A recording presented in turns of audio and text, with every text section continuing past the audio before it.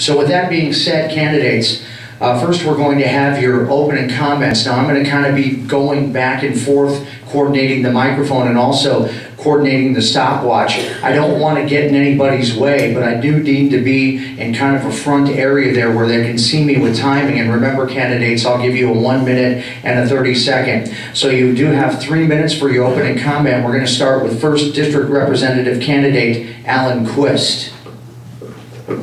Well, thank you, Tom, thank you, Pastor, for opening up your church. And I'll have to say, when I saw all the food, I thought we were going to have another feeding of 5,000, and I assured our pastor here that that had already been done, and we didn't need to do it again. But anyway, my name is Alan Quist, very easy to remember, 5 letters. I run a farm near St. Peter, 20 miles from Mankato, and I'm a candidate for the 1st Congressional District, and right here, that means south of Highway 19. So you are now in the 1st Congressional District, and I expect 1 or 2 of you may not live in the 1st District, but there's time to move before November 6th. Seriously, I've been in politics a long time. I was in the legislature in the 80s, was very well known there for getting some very important bills passed. I've been a state co-chair for 3 presidential campaigns, and I've worked on a lot of things behind the scenes, but I'm here as a candidate because our country, very frankly, is going in the wrong direction. And I'm not the only one that recognizes that. The Gallup poll last July, August determined that the approval rating of Congress is down to 10%. And 80% disapproval, and 60% say it's the worst Congress we've ever had. And by the way, the approval rating among Democrats is only 9%, so don't let anyone tell you that Democrats don't know what's going on, because they do. So that's why I'm here. Congress is definitely headed in the wrong direction, and that's especially true on 2 counts. One is the extraordinary debt, now $16 trillion, to which we're adding over $1 trillion every year, and all the barriers we've placed before small businesses. So my theme is let's balance the budget, and we need to do 2 things to make that happen. We need to stop spending money we don't have over a period of time, and we have to take the shackles off of small business. Now, having said that, I want to give you some hard information. Back in 2000, the United States of America ranked 4th on the Economic Freedom Index. After Singapore, Hong Kong, and Australia, we were number 4. We had a growth rate of 4.2%, which is a very good growth rate. In the last 12 years, we have slid from 4th place all the way down to 10th, and as we have slid down to 10th, our growth rate has gone from 4.2 down to 1.7. So we need to take the shackles off the line of free enterprise, and if we do that, we can get the economy rolling, more jobs, more tax money, and the like. Thank you, Tom. Alan, I'm going to ask you to stay standing, if you would, please. Folks, what we're going to do in this case, in lieu of having the rest of the candidates give their introductions, because Mr. Quist is on a timetable, we are going to go ahead and get to his question and answer situation right now.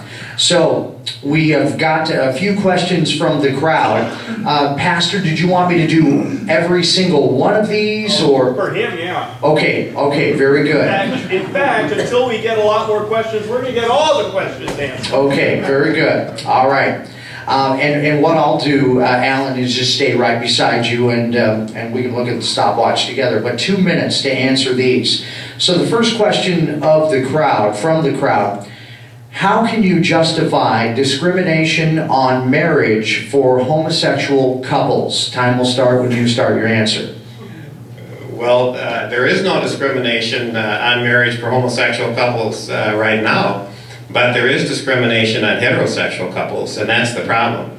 Let me give you the hard facts. In the Unaffordable Care Act, also called Obamacare, okay, and let's use an example. A married couple making $60,000 evenly divided private insurance will pay $10,425 more for their health insurance if they are married, as compared to living together unmarried.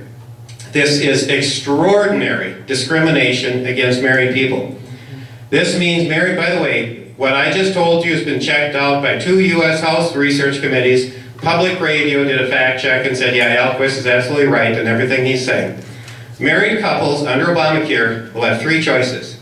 Pay this discriminatory tax, which most people can't afford, divorce and live together, or drop their health insurance. And so this is the kind of unbelievable banana republic type of governing that's taking place in our country. So I'm committed to repealing the marriage tax. I mean, what is this? Things should be fair for everybody, right? Amendment 5, Amendment 14, equal treatment under the law. And I'll stop there because I think there are more questions. Now, with this particular situation, Pastor, you tell me if this would be warranted. There was a question about supporting a certain situation. I'm confident that the candidate would be able to answer the question. I just don't know if everybody here knows what DOMA is. Oh, the Defense of Marriage Act? Okay, okay. Well, then just knowing that's what it stands for, I think we can move on from there. So the next question is, do you support the Defense of Marriage Act? I do support the Defense of Marriage Act. This is current law right now in the U.S. Congress. And essentially what the Defense of Marriage Act says is that in the United States of America, marriage will be defined as a union of one man and one woman. So it's very, very simple. And I will say very frankly that Western culture has defined marriage as one man and one woman for at least 2 millennia. And traditions have reasons. And I'm very comfortable with that definition and support it. Do you support the Ryan plan on social security? I do not. Paul Ryan is the, as you know, the VP candidate, and there are a lot of things in his proposals that I do support. There are a lot of things I do not support. I do not support his proposals on Social Security, but I do say this. If we keep running over a $1 trillion deficit every year, it's not going to be very far down the road when we won't have the money for Social Security or Medicare or veterans benefits or national defense or anything. Ladies and gentlemen, in 2 years, 25 cents out of every dollar the federal government brings in is going to go out for interest. Okay? This is not capital expenditure, this is operating. We're talking about extraordinary financial mismanagement. This Congress deserves a 10% approval rating, except I don't think that 10% has been following what's been going on. This is banana republic type of governing. And it seems to me that when you elect somebody to Congress, you're basically hiring that person to be a good manager of the nation's resources. That's what I bring to the table. I don't bring politics to the table. I bring management to the table. That's who I am, that's what I'm all about, and I'm really very good at that. I'm trying to stay under 2 minutes. Oh, you're doing fine, doing fine. 30 seconds to spare most of the time. Have you taken any government subsidy? Well, let me start with financial aid. When I was a student, I had a Pell Grant, I had other grants. As a farmer, of course, I've taken farm subsidy programs. And the fact of the matter is, how many farmers do we have in the audience? Only one? Okay. The fact of the matter is, if your neighbors are going to take the programs and you aren't, you're not going to compete. And but keep in mind, Mr. Walls is the person that voted for these programs and supports them. He's also the person that supports the current farm bill. I do not. The current farm bill spends money we do not have. Okay? And let me give you the hard numbers. 4 years ago, the last farm bill, the budgeted was $286 billion. This farm bill, 4 years later, $500 billion, almost double. Okay? Almost double. Why? It's 80% welfare. And the welfare part, food stamp part, is so mismanaged And I'm not against food stamps, but it is so mismanaged, we have no idea if the people getting the food stamps really need them. It is so mismanaged, it is unsustainable. And this is a huge difference between Mr. Walls and myself. He says, pass the bill. I tell him, you're not going to pass this bill. It is so bad, it's never going to pass.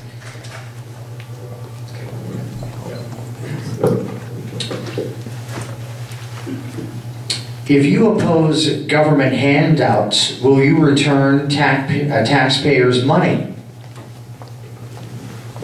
Will I return taxpayers' money? Well, I'm the taxpayer, okay? You don't want to know how much I pay in taxes every year. A family could live real well for what I pay in taxes every year. So will I return taxpayer money? I pay my fair share. I want you to know I'm honest when I fill out my tax returns.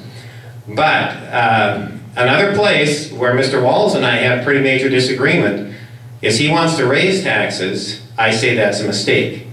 When the economy is slow, the worst thing you can do is raise taxes. Why? You dump cold water on the economy. The way to get the economy growing is to remove the obstacles.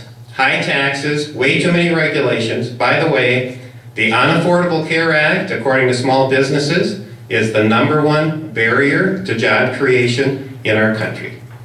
So we need to talk turkey, and I'm always willing to give you the hard copy.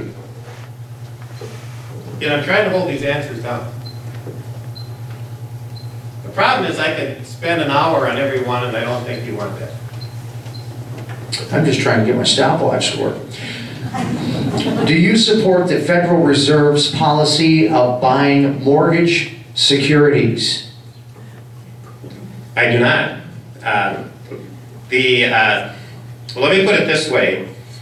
The Federal Reserve, in my judgment, should be replaced with a body that is answerable to the public and is totally transparent. The system that we now have does not work. And a lot of people say, well, the Federal Reserve is non-political. I don't think so. The Federal Reserve is run by a 6-member board, all of whom are appointed by the President, and the director, Ben Bernanke, who's appointed by the President. The Federal Reserve is very political in the way it operates, and much of what it does is hidden from the public. I think everything should be open to the public, and I think the members should be accountable to the voters so that the public has a chance to say, yes, we like this, or yes, we do not. When will you release your financial disclosure? Very interesting question. I just filled it out today. I'm in financial disclosure in typical government form. I just filled it out, and guess what? There's no address in terms of where you send it. No private business would operate that way. It's typical bureaucracy. I assure you, when I send out a fundraising letter, I have an address, you know, where you can send the money. So as soon as I find the address, in terms of where I can send it, it's going to be sent. Question from the crowd: what is your current tax rate on farmland and on your house? I can't tell you exactly. It's about $25 an acre. So you want to figure that out real quickly. I mean, I pay about 25 grand in property taxes a year. That's just property taxes. And in income taxes, I pay a lot more. Okay. I mean, if you are a government employee, you owe me a debt of gratitude because I'm paying your salary.